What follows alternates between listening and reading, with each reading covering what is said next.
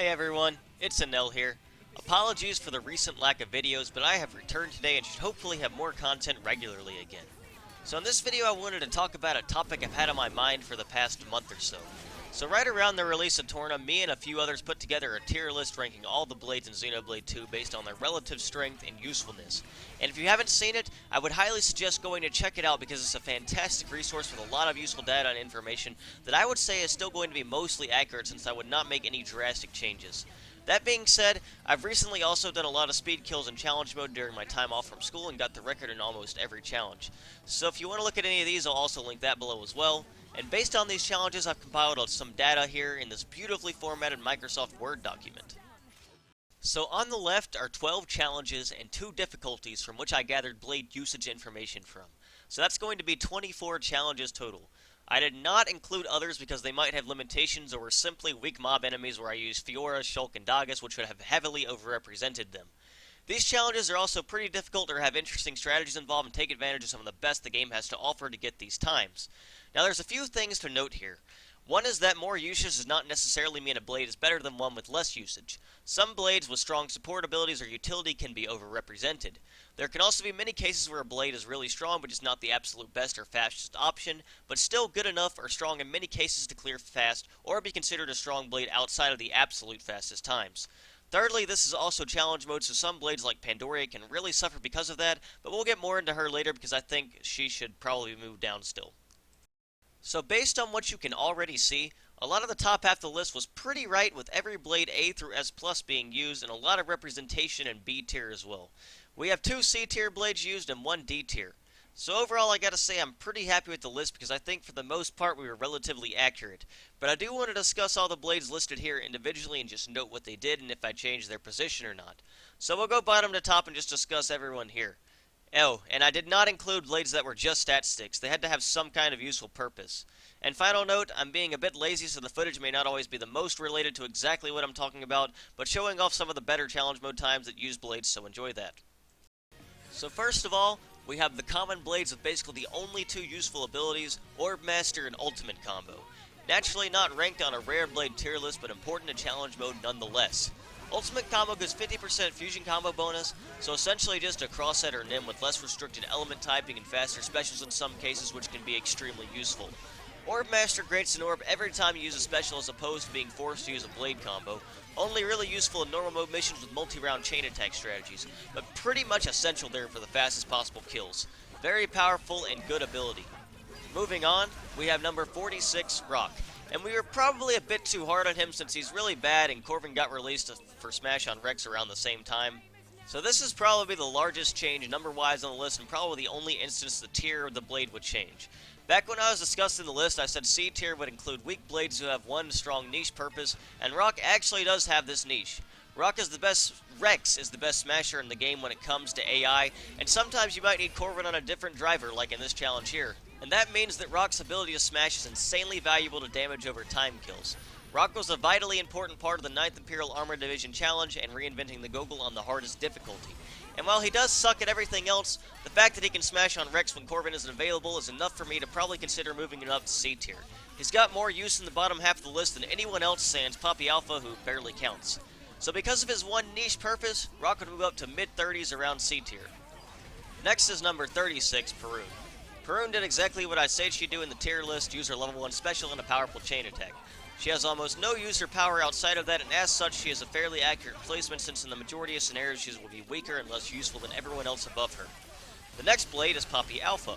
Her only real use is using a few arts to charge up a level 4 for Cutie or otherwise be a stat stick, so she's pretty accurate here as well. Overall, I wouldn't really change anything about C through E tier besides moving Rock up because not many of these blades are useful in challenge mode or are that strong otherwise. Next up, we have some blades from B tier, with Sever's one use starting us off. He's a decent blade, but I think he may have only been used for his fast level 1 special. Either that or his 10 hit level 2 that annuls defense. Placement is fairly accurate since he's still a decent option for change even if not always the best. Poppy Cutie is the next with 5 uses, and for the most part this is simply because Tora doesn't have any other options to equip, but she's still a fairly useful stat stick and has a fast level 2 when we don't need the damage from Cutie. Her value is enough that this is a fairly accurate placement as well. Azami at 21 is used in 3 missions for her niche purpose of doing more damage the less HP she has, along with her high hit count specials and AoE level 1. She doesn't really have any use outside of this, but has a strong niche here and is an important part of these strategies. Despite some other blades in B not being used much or at all, they're still overall consistently more powerful than someone like Azami, and as such she is fairly accurate in her placement as well. Adenine is used 3 times for her ability to increase damage to elemental weaknesses, and she was probably never used once unless Patrica was also used, making her value not the absolute best but still useful. The topple on Zeke is fairly important in Poison Paradise Bringer of Chaos, and her elemental damage is helpful in the Elma Redux Bringer of Chaos mission as well. So next up we have Nim, who had more uses before some strategies changed, but her ability to set up powerful volcanoes for damage over time is still strong and useful in a variety of situations, even if not the absolute best option anymore. Fusion combos are always going to be strong, so she deserves her position for sure. And lastly, in B tier we have Zenobia. Now one of her uses was her fast level 1 special with decent AoE and serious showdown, and another was something I could have easily replaced her with Telos, since I just wanted a low cooldown axe for launch on Rex and forgot Telos existed. Regardless, her level 1 AoE is useful and she has strong enough damage otherwise that she should definitely be here. Not a ton to say about B tier really. Some blades were used and others may not have been, but that doesn't really mean that they're bad if they weren't used. They just might be slower options for specials and damage like Wulfric, or all around strong but don't really offer any specific niche like Bridget or Mikhail. I'd say this tier and placements were still fairly accurate, which means that I would consider pretty much everyone 14 through 51 correct except Rock. Now the next part is where I would likely make some changes. So now we have A tier, and every single blade ranked A tier or higher was used at least once, which is about what I expected. But 2 are a bit underrepresented and we'll talk about why. First of all though, we have Crossette. 3 uses, 1 strictly to set up a fusion combo and a chain attack, and 2 for high damage art spam along with setting up a powerful DOT. She is vitally important in all the missions she is a part of, even if not used much, and is always player controlled. I would likely swap her with Herald just because of how strong she is in a larger variety of situations, along with her contributions being more impactful as well. Herald is a blade who is only really used for her level 1 special and her chain attacks, and she's kind of been removed in a lot of situations even for that purpose. It's too slow and other options and special combinations tend to be faster. I'm in the process of routing her out of one of the other 2 uses she has right now as well, and when you take away her level 1 utility, she isn't too special and is likely the worst blade in A tier, but still has a strong enough of a niche that she should remain there. So Crossette and Herald would likely be swapped for me. Next up is number 11, Corvin. Now I said when making the list that he was the placement I was the most unsure about, and after using him more and seeing how valuable he can be for his utility and plenty of missions, I'd say I was definitely wrong and he would definitely move up a few spots into the top 10. At least ahead of Patrica and Telos. So while Corvin isn't a world ender with his damage and usually isn't the most vital part of any strategy, say in his Elma missions, he's still very good for his utility. Smash on Rex is great for bringing our chaos damage over time missions. The ability to purge and rage is vital against Ardanian Curadal and Poison Paradise and Bringer of Chaos, and his AoE with Galactic Strikes is really nice for the wide radius it has. His damage is strong enough to where he can make an impact there in some instances, and he's the best counter to the Elma mission in the game. His 10 uses show that his utility is very good and can be an important part of any team. He also has additional tanking and level 1 healing utilities that you don't really account for much in challenge mode, which makes him a fantastic all-around blade with very few weaknesses, and some very strong niche uses that would definitely move him up into the A tier, or move him up in A tier. For Patrica, I would not really change her besides moving people around her. She has a very good niche use in increasing elemental damage and a pretty fast and hard-hitting level 1 for chain attacks. She's a strong blade outside of this as well and has earned her spot. At 9 we have Dogus, who may be a bit overrepresented, but this also doesn't even include that he's vitally important in the not listed challenge missions as well. Not only is the 120% party-wide additive really good, but the AoE increase he offers to everyone is much stronger and more valuable than you might realize. He's the king of killing mobs because of this and offers a strong damage boost to people with it as well. Kaiser Zone is one of the best abilities in the game, and he should definitely be moved ahead of Telos and probably stay ahead of Corvin because of it. Dogus is super good, and it is all thanks to this one ability. So next up we have Telos, who only got 2 usage. She could probably have had 3, but I used Zenobia for a mission I could have swapped her out for. Telos is a great example of a blade who's extremely strong on paper, but didn't end up having a lot of uses in practice, since other blades just do what she can better in a majority of situations. She's still extremely strong and worthy of A tier, but there aren't many situations where she would be the most useful or best option. I'd move her down to 11 below Patrica and Corvin and outside of the top 10 because of it. Her most interesting use was the Gogol Bringer of Chaos challenge, where I was able to damage cap hits of Berserker Slash against Carlos to kill him really fast because of Carlos' super light weakness. But it relied on people dying, which is too situational to have her always be a world ender. Overall a strong blade, but definitely not going to be the best option. But as I also said, being the second best option doesn't make a blade bad either. So Shulk is up next, and he's another blade who is a bit overrepresented for his utility with offering both evasion, accuracy, damage, and visions to the entire party. But he also has a really strong level 2 for chain attacks as well, so it isn't pure support here. His damage and all-around utility are strong enough that he definitely is in an accurate position, but I wouldn't really consider him extremely strong with blades in S tier, even if he has more uses than 3 of them. In S tier, we have Cosmos, one of the best blades for AoE and chain attacks in the game. Ironically, she had no usage on Bringer or Chaos that I can remember, which means that she was used in 8 of the 12 normal mode missions, which I believe is more than any other blade. And it's easy to see why with how consistently good her damage in AoE is for wiping out enemies. On Bringer or Chaos, she isn't useful for many of the fastest strategies, but still a great there thanks to her damage reduction and healing. Just not the absolute best option. Fairly accurate placing and would only move because Pandoria would be moved lower than her, which I'll talk about in a bit. So on to Elma, who had 11 usage.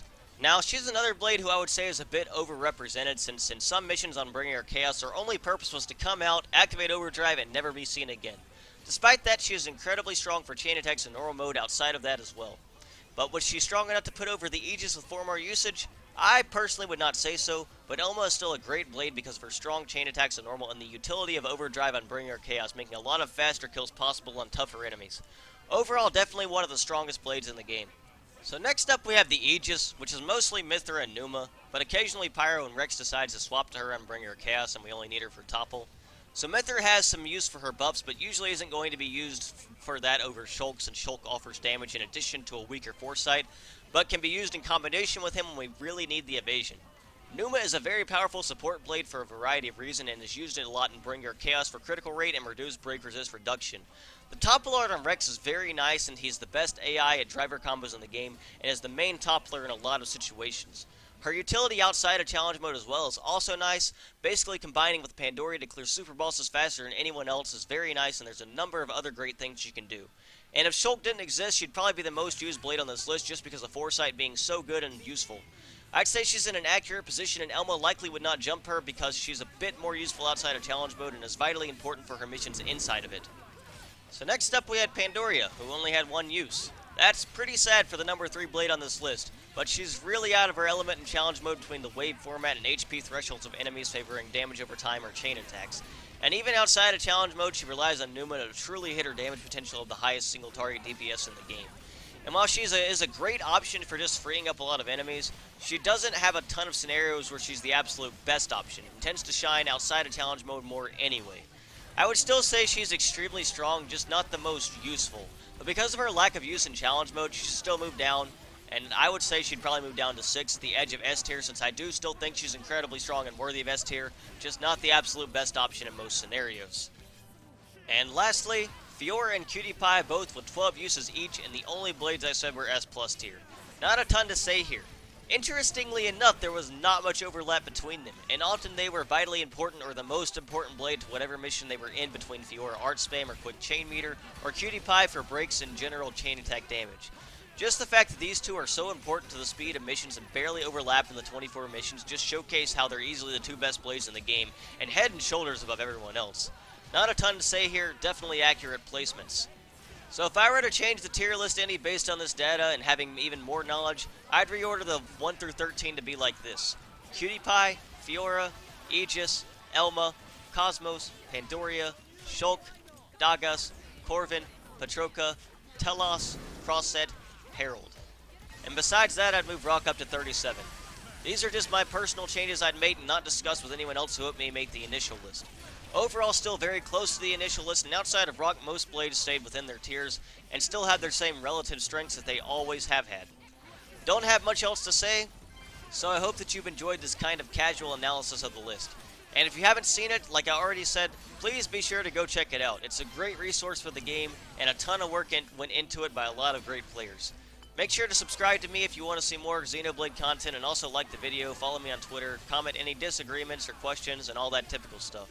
Should have a couple more videos released next week on some things I've wanted to release for a while, so please look forward to that. Thank you all so much for watching and have a blessed day.